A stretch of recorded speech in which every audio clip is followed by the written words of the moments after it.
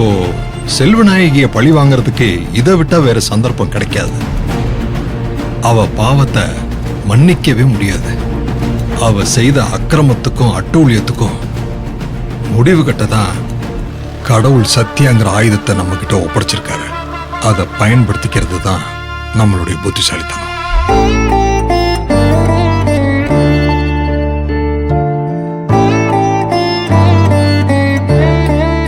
என்னங்க, எப்ப வந்தீங்க?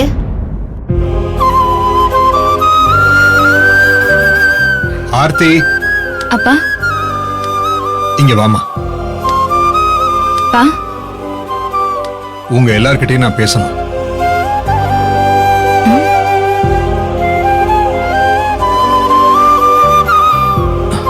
ஆர்த்தி,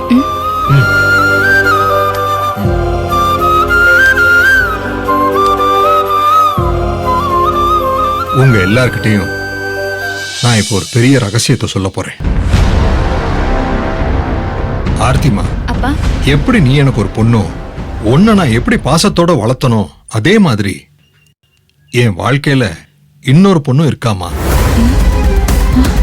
மாமா, நான் பேசி முடிக்கிற வரைக்கும் யாரும் குறுக்க பேசாதீங்க. உங்க யாருக்குமே தெரியாது.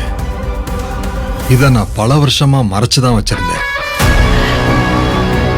ஆனா விதியோட விளையாட்டு, இப்ப நான் சில உண்மைகளை வெளியில சொல்ல வேண்டிய நேரம் வந்தாச்சு. குஹன், காமாட்சி, உனக்கு இந்த பேர் ஞாபகம் இருக்கா? அவரு உங்க க்ளோஸ் ஃப்ரெண்ட் ஆச்சுங்களே.